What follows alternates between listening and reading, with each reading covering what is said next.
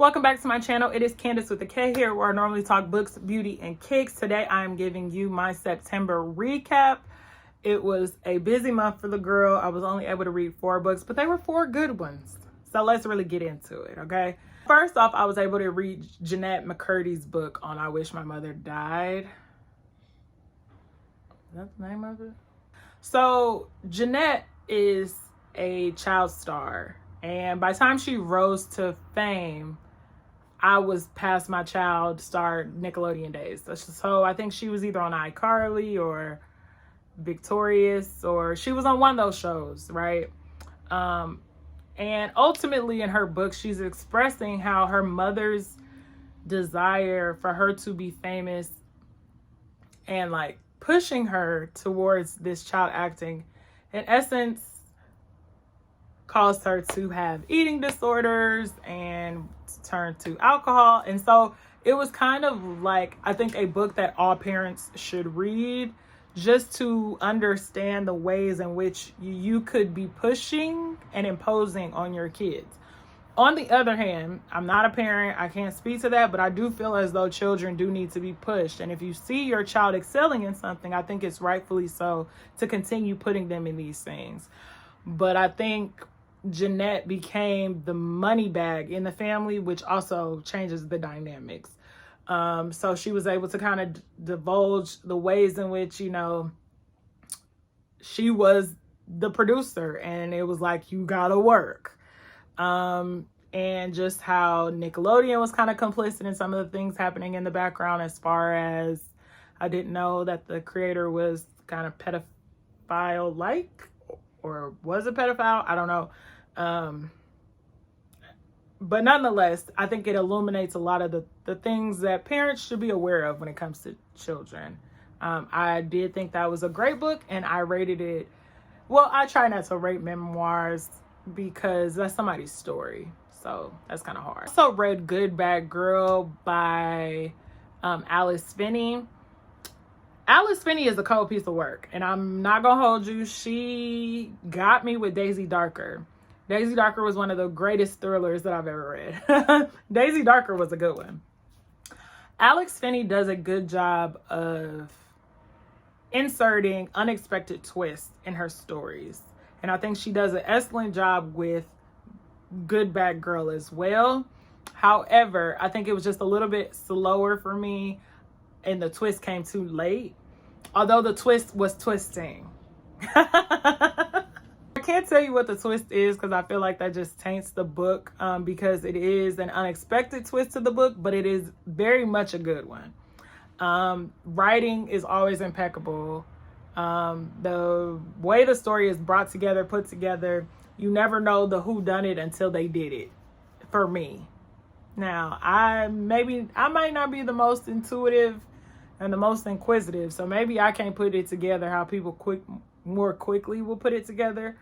But I did enjoy it. Month of September, I also read Mad Honey by Jodi Picoult. This was my first Jodi P book. I had never previously read her work, but I know she's a big deal and people really mess with her, and they really enjoy listening to what she has to say. Mad Honey, I think, was a good book. I will say that. I just think it was too long. I think it was too long, and I say that because there's a dual narrator. There's a dual narrator in the book. So you have Olivia and you have Lily, and Olivia is Lily's boyfriend's mother. So they are telling the same story in essence, just from 2 different perspectives, and so one always follows the other, which offers additional context, but I get it, so I don't need it. And so there was a lot of things where it could have been chopped just a little bit. Story is very compelling, and there's a twist to that book too, which I can't give away.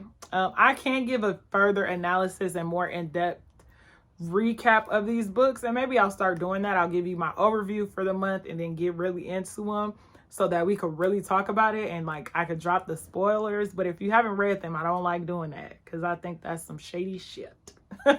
Be giving away the spoilers to something because I want you to enjoy it as I enjoyed it.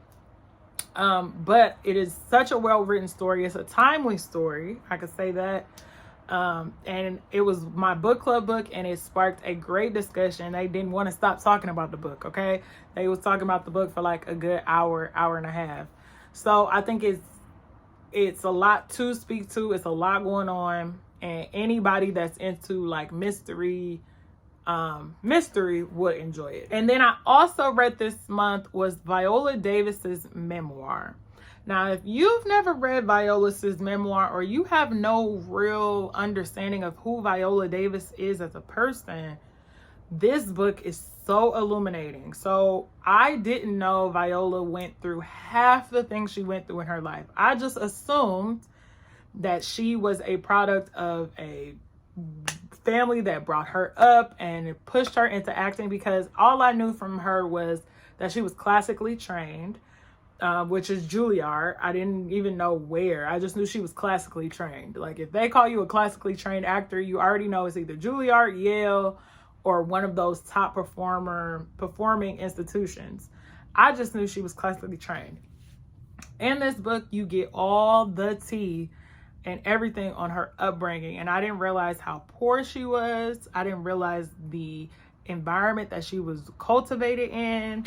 I didn't realize many of these things about her. And it makes me love this woman even more, because you don't see what she goes through. And I love that. I hate it, but I love that, because we don't always have to show what we've been through to show that we've made it.